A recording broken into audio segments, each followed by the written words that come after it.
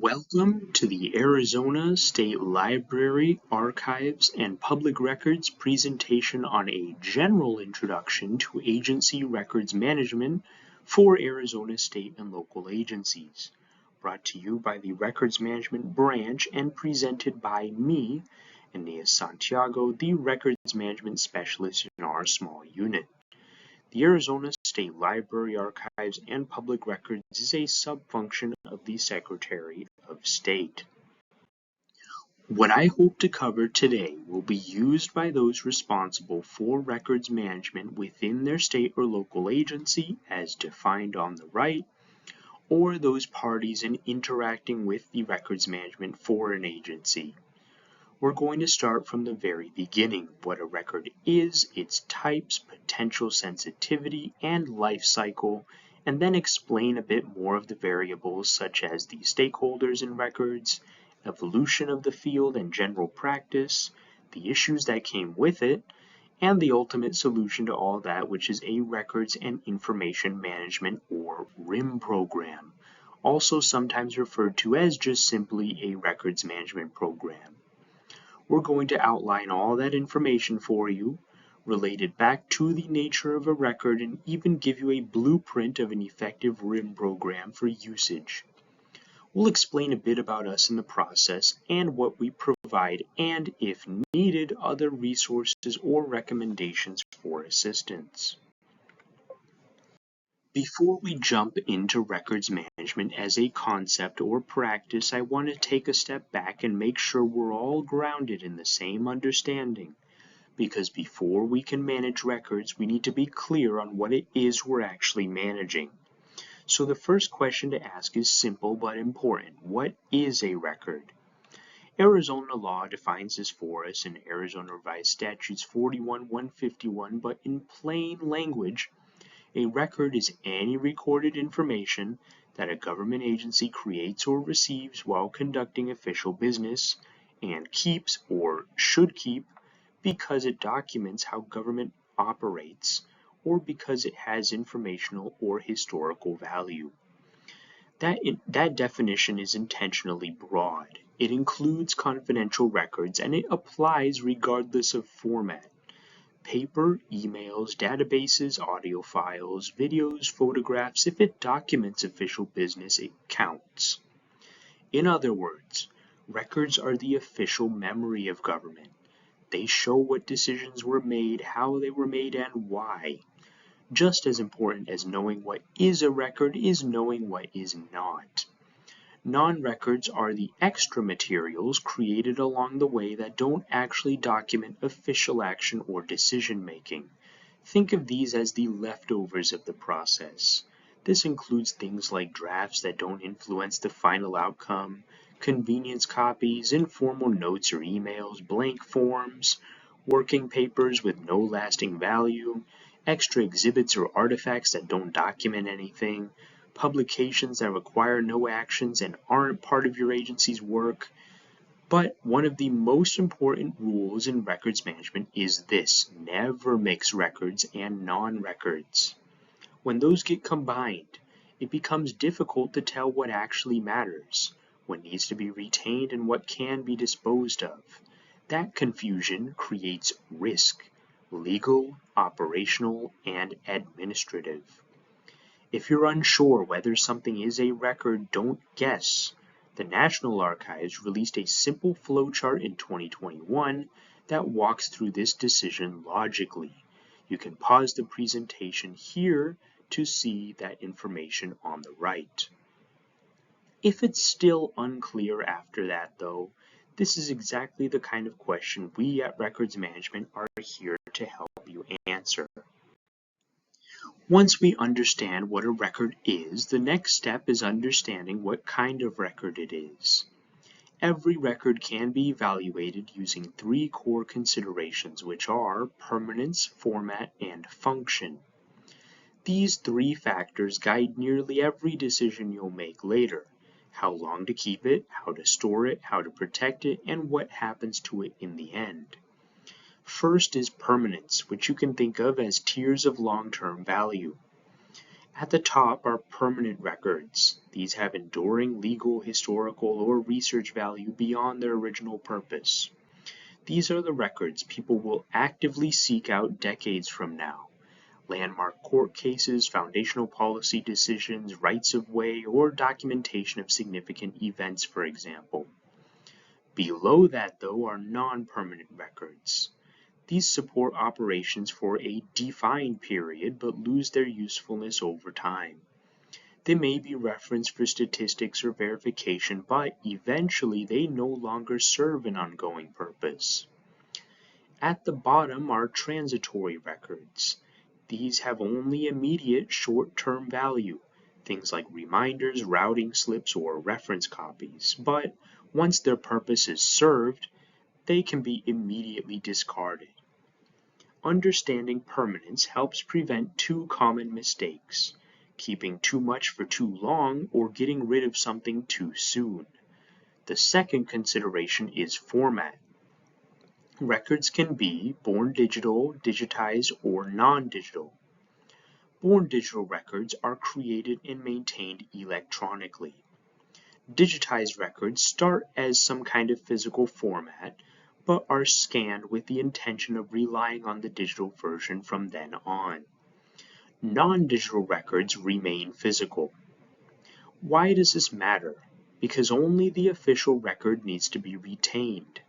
If you scan a document specifically so the electronic version replaces the paper, the digital version becomes the official record, and the physical can usually be discarded as that becomes a copy. But if a record was created digitally, that digital version is the official record. Printing it doesn't change that. Format determines what must be kept, what can be discarded, and what medium matters. The third consideration is function, what role the record plays. Records may be administrative, executive, personnel-related, legal, fiscal, or programmatic. But function helps distinguish core records from supporting materials and ensures that records are categorized appropriately. It also helps determine retention periods and access controls. An important point to make before any others after this is that not all records are meant for public access. Some records contain information that is confidential or sensitive, such as medical data, personal identifiers, biometric information, legal matters, financial details, employment records, or proprietary business information. Banking information, medical histories, your performance at work, and fingerprints are all examples of that. A helpful way to think about this is to personalize the question. Would I want this information publicly accessible if it were about me? Protecting sensitive information is one of the most critical legal responsibilities in records management. Sure, transparency is important, but so is protection. For this, review internal policies and consult legal counsel to ensure the best course of action. Agencies should have their own trainings built in for that guidance for this topic. Every record follows a life cycle with three major phases: creation, inventory and retention, and disposition. Understanding this life cycle allows you to manage records proactively instead of reacting later. During creation, information is received or generated, entered into a system, assigned ownership, classified, organized, and reviewed for accuracy and completeness. This is the stage where many problems and future headaches can be avoided by doing things correctly up front. Clear ownership, consistent organization, and accuracy are all matters here. Once finalized and editing stops, records move into inventory and retention. They're logged into an inventory so staff know what exists and where it lives. They're organized consistently, and most importantly, a retention period is assigned using either the general schedule or an approved custom schedule which we publish detailing the kind of record, how long to keep it, and what to do with the record after that. Let's circle back to an inventory for a minute. This is a list of records kept by outlining the following: type, location, digital or physical format, volume, condition, function and purpose, active versus inactive status, and date range. An inventory overall answers two questions: what records do I have and where? Retention consecutively answers two questions: how long do we keep this and what happens when that time is up? When retention is met and there are no legal holds, the record reaches disposition. Non-permanent and transitory records are destroyed securely through some determined medium. Permanent records are transferred to the state archives for long-term preservation.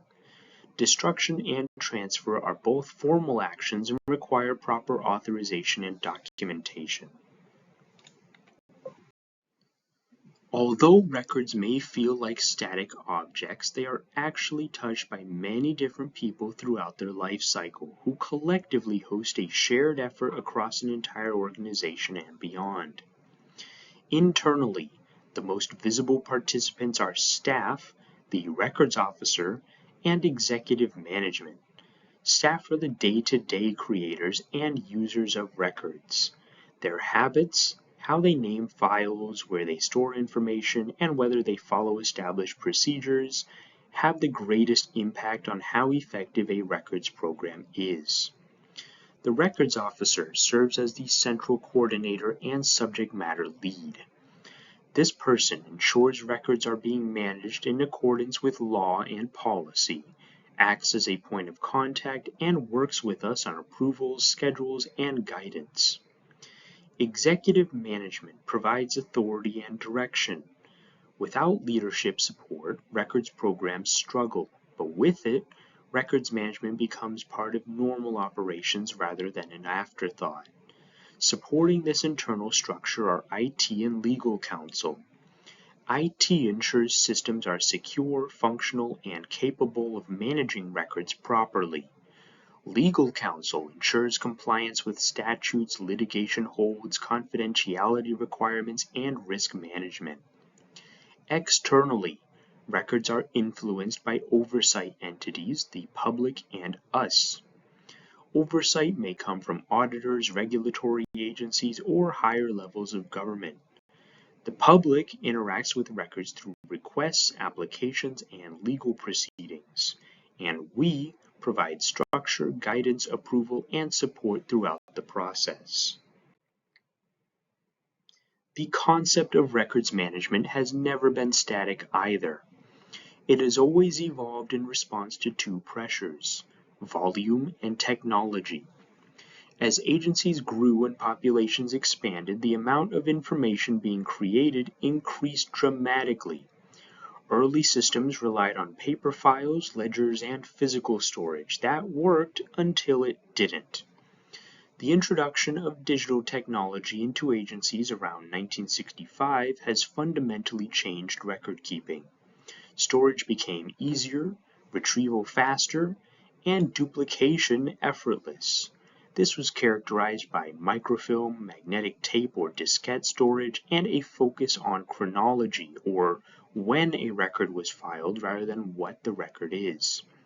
But with that came new challenges: uncontrolled growth, unclear ownership, and inconsistent practice.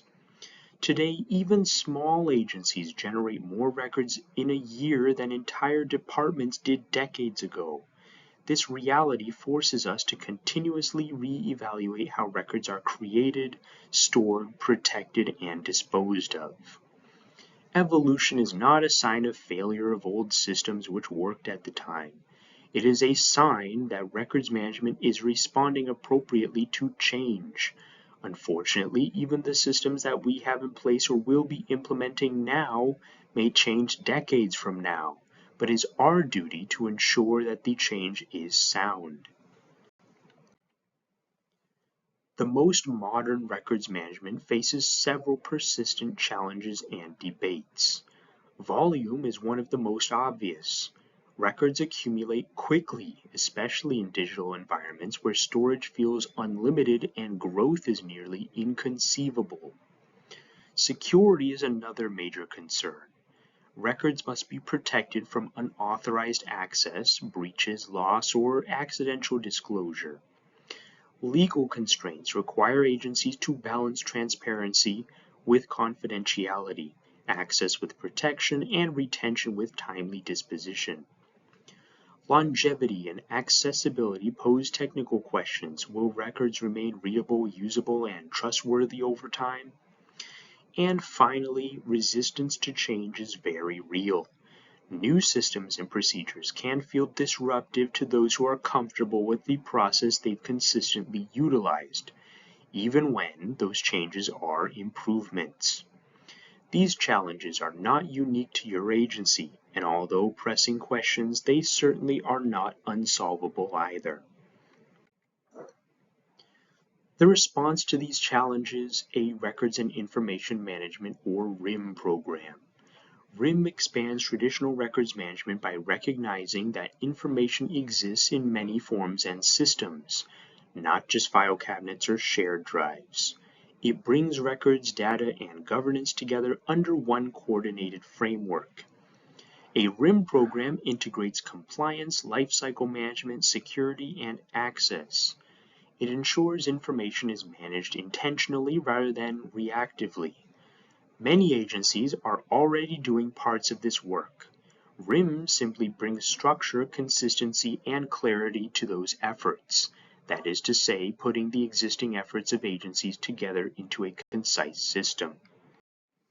Trust me, you won't want to deal with conjuring a whole records program alone, which is where we come in to give you guidance and assistance, but who are we necessarily? Records management is a division of the Library, Archives, and Public Records, or LAPR. We were established in 1976 as part of the legislative branch, but now as part of the executive, specifically to help agencies meet their statutory responsibilities, especially in revised statutes 41-151, while also improving how records are created, maintained, and ultimately disposed of. Our role isn't necessarily and wasn't necessarily to be regulatory or tell you what to do. It's to be supportive. While statutes give us authority over retention schedules, disposition approvals, records policy, and inspection of records, our day-to-day work focuses on guidance, education, and problem solving. We work with agencies to interpret retention requirements, answer questions about formats and storage, assist with program development, and help navigate difficult or unclear situations, for example. We also coordinate closely with the state archives. When records are identified as permanent, we stand by to ensure the state archives gets all the information they need to preserve and obtain that record. For non-permanent records, we provide guidance that allows agencies to dispose of them confidently and lawfully and manage them in the meantime. At the end of the day, our goal is simple: to help agencies manage records in a way that is streamlined, safeguarded, and sustainable without adding unnecessary burden.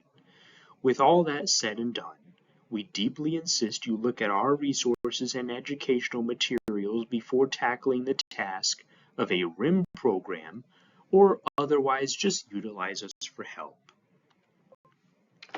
A strong RIM program does not happen by accident or sheer fate. It is a labor construct built on 5 interdependent foundations, and each one reinforces the others. The first foundation is authority and staffing. A RIM program must have legal backing and clearly defined responsibility. Although that responsibility rests with a dedicated records officer, daily routine may be shared among staff. Regardless, someone must be accountable for oversight and coordination and designated with us as a records officer. The second foundation is lifecycle management. Records must be managed intentionally from the moment they are created through their final disposition.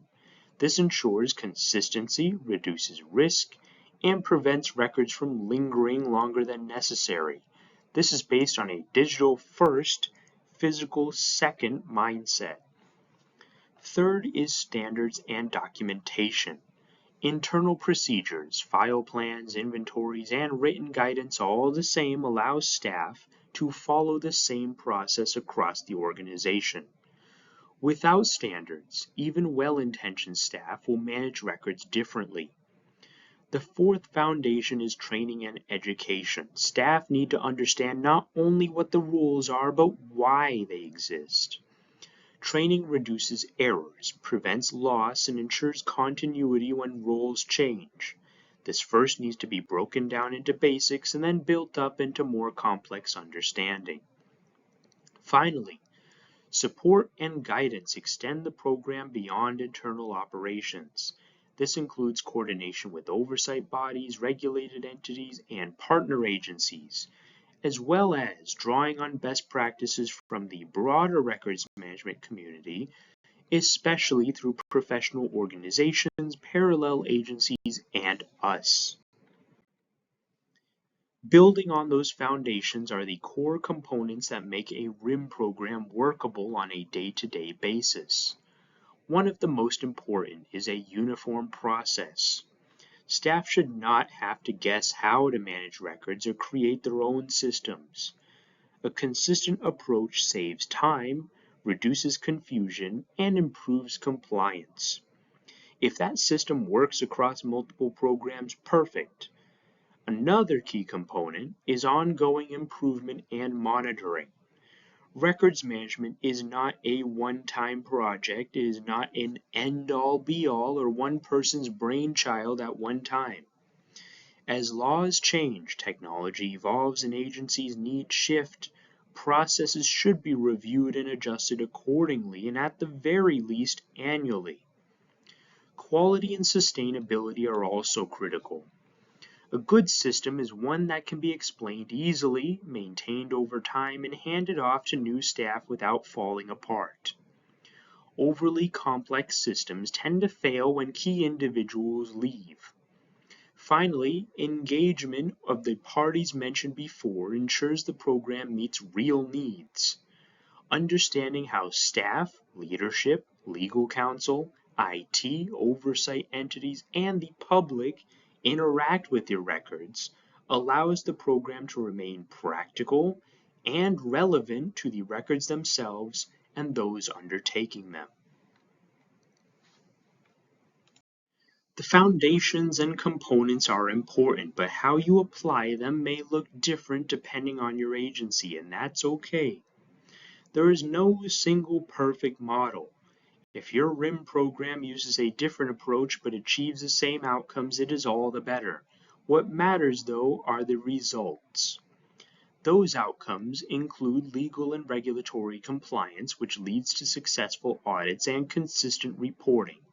Transparency and access, so public records requests are handled efficiently and without unnecessary friction. And operational efficiency, including cost savings and better use of storage technology and staff time. Equally important are longevity and integrity, a system that is compliant, streamlined, and durable, while also ensuring the preservation of records with lasting significance. Some of these benefits may be intentional, but others may come as a byproduct. Either way, the value of a well-implemented RIM program is undeniable. Let's bring this back to records themselves, the starting point of this entire conversation. A RIM program allows us to, as I said, intentionally guide a record through every stage of its life cycle, from creation to final disposition. Along the way, it incorporates input from the appropriate parties to ensure the record is complete, accurate, usable, and trustworthy. It respects the nature of the record, its format, function, significance, and the type of information it contains, while balancing the goals of security, accessibility, integrity, flexibility, and adaptability. Put simply, A RIM program addresses the fundamentals of record keeping by establishing a process that is simple, flexible, and sound.